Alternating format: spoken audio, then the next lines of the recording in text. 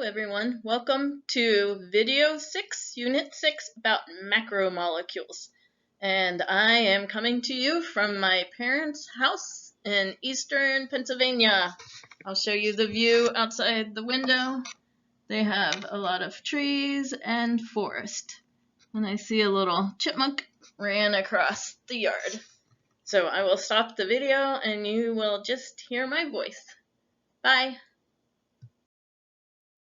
Actually, I'm going to do a little more video so you can see macromolecules. Previously, we learned about how cells form molecules. Now we will learn about 4 groups of molecules known as macromolecules because they are large and very important to life. You may know some macromolecules. This is butter, which is mainly number 2, lipids. We've got proteins and some lipids in cheese, shredded cheese. Carbohydrates are in crackers. And number 4, nucleic acids are in our DNA. Oh, and what's this? An apple has a lot of carbohydrates, including sugar. We will also discuss 2 properties that these molecules may exhibit. They can be hydrophilic, which means they mix with water. You can think of the Greek word philic, which means love. They love water. And water adheres to fibers in cellulose, which is a carbohydrate. Or plants can be hydrophobic, which means they fear water. And lipids are hydrophobic because they do not mix with water, such as oil does not mix with water. Macromolecules are organic. They contain carbon. Carbon is a fundamental element in chemicals and important to life. Carbon enters our biosphere or Earth when plants use carbon dioxide to make the molecules of life. We'll learn about that later in photosynthesis. Carbon can form 4 bonds. 1, 2, 3, 4. Hydrocarbons are compounds that are made of only carbon and hydrogen. So remember, hydrogen, carbon, hydrocarbon. Here is a carbon skeleton, which we will see forms parts of the macromolecules. As we said, hydrocarbon is made up of only carbon and hydrogen. For instance, coal, oil, and gas are hydrocarbons. They are rarely found in living things. Instead, in living things, other atoms stick to the carbon skeleton. We call these other atoms functional groups. So we would have a carbon skeleton and then have a special group on it called a functional group. This functional group is amine. It has nitrogen in it, which is one reason your plants need nitrogen. Here is another carbon. So we would have a carbon skeleton here, and then CH3 is its own group. These functional groups are unique and give the molecule unique properties, which you will learn more about in your chemistry class or if you take organic chemistry. We will see this phosphate group later, so remember that guy. However, we need to look at this functional group in more detail. This is hydroxyl group. which is OH. When the hydroxyl group attaches to the carbon skeleton, it forms glucose. And where do we find glucose? In our blood.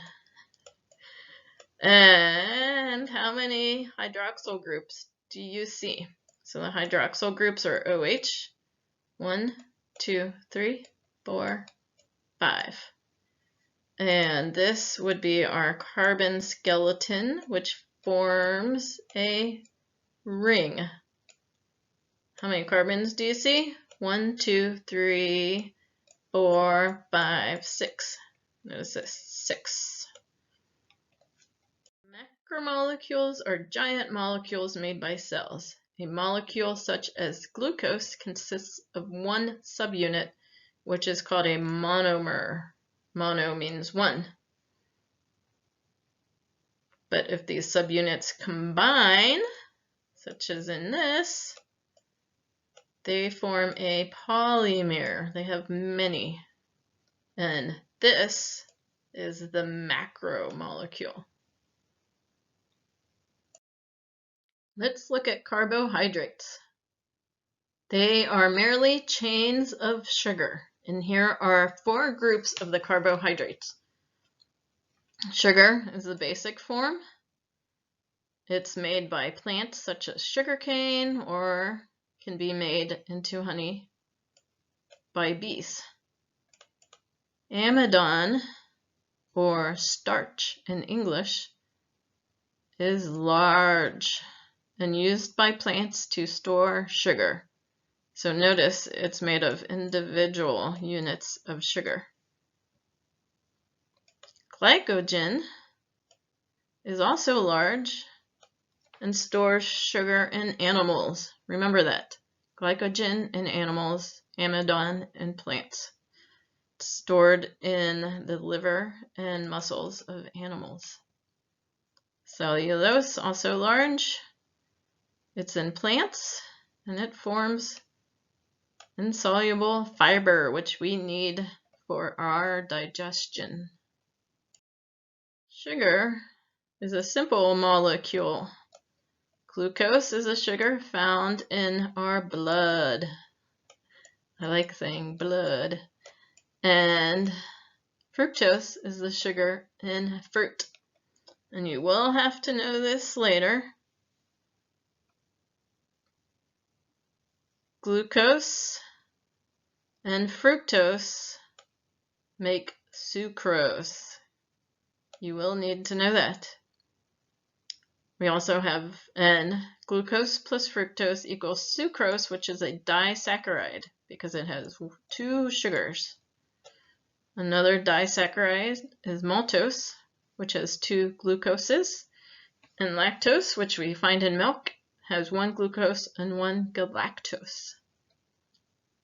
We also have polysaccharides, which are made of thousands of sugar subunits. They're huge. Amidon, glycogen, and cellulose are polysaccharides. Poly. Here are those 3 polysaccharides showing their structures. At some point, I would like Elio to show you the video about disaccharides. So we have starch, or amidon, is found in potatoes. Glycogen, excuse me, in muscle. Cellulose in the fibers of plants. And look how complex this structure is. There's 3 chains that are interwrapped. Now we have the lipids. Lipids are fats and oils. We also call them triglycerides. They store energy long term. We have phospholipids, which form cell membranes. and steroids, which form the sex hormones and also cholesterol. It's because of steroids that the male lion has this mane. Triglycerides, which are the fats and oils, have 3 hydrocarbon tails. That's why they're called tri. And these tails make them hydrophobic. Oil does not mix with water. It's used in long-term storage, such as in seeds and fat in animals. We have seen that butter is solid at room temperature. It's because its tail is straight, which allows it to firmly snuggle up against other molecules and not bend or mix. However, oil is a liquid. It's because its tail is bent, which does not allow it to form solids. If we have 2 layers of phospholipids, we'll get a cell membrane. One side of the phospholipid is hydrophilic, meaning it likes water. This head likes water. The other side is hydrophobic. See that tail? They do not mix well with water. And so for the membrane, we've got the hydrophilic side, either outside the cell or inside the cell. And then this inner part does not mix with water. And that's important for helping substances go in and out of the cell in a controlled manner. Here we have the steroids and the sex hormones, testosterone in males, estradiol in females, and gives them their different appearances and features. Cholesterol, which is found in our blood, is also a steroid. The next macromolecule is proteins. Proteins serve many functions such as enzymes, muscles, defense. They are made of subunits called amino acids. There are 20 kinds of amino acids that make many combinations. Some are hydrophobic, some are hydrophilic. The basic structure is an amino group and a carboxyl group with an R group. The R is the functional group and gives the different molecules different properties. Here is an R group.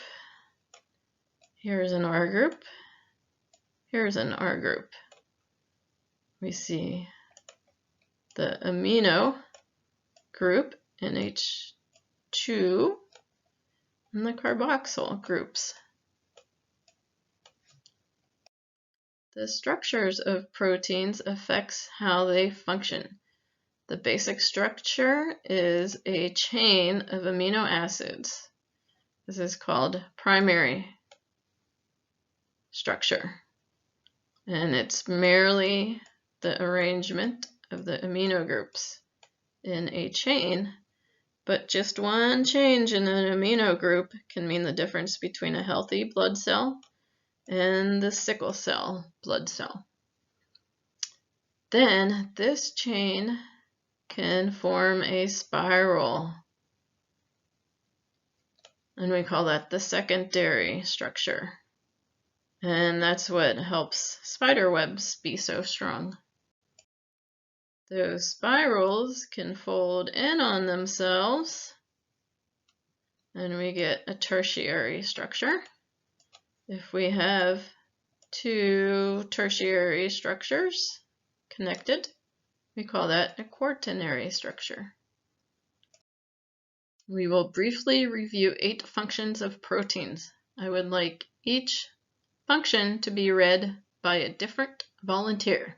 Let's start with someone from the front row. How about you? And then choose one person from each row. Pause the video and then join me on slide 22, nucleic acids.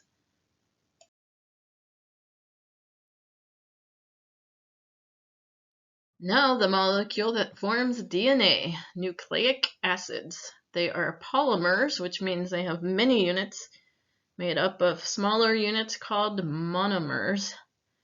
These monomers are nucleotides. There's two types of nucleic acids, deoxyribonucleic acid. In English, I call it DNA. French ADN. This chooses which amino acid goes into a protein. Remember what proteins are made of? They're made of chains of amino acids. Remember the sickle cell? If you just change one amino acid in the DNA for a blood cell, you get sickle cell. So something happened with the ADN telling that cell what order the nucleic acids go in. The second is RNA, or ribonucleic acid. Nucleotides are monomers that make the nucleic acid. Each nucleotide is made of 3 parts. A 5-carbon sugar, we've already seen that. A phosphate group, remember that group I told you to remember? And one of 4 nitrogen bases. Adenine, cytosine, guanine, or thymine in ADN. Instead, in ARN, it is uracil. These nucleotide monomers form the polymer chain that we call DNA or RNA. So here is the chain of individual nucleotides. So I would like someone in the second row to read this, and Elio, please pause the video. Now I would like someone in the third row to come up front to point out on this diagram what was just explained. Here is RN showing how we have uracil instead of thymine. I would like someone from the last row to please read this summary. Thank you. And here's an example of questions that you should be able to answer on the final exam. So you can pause and review or go on to the next slide.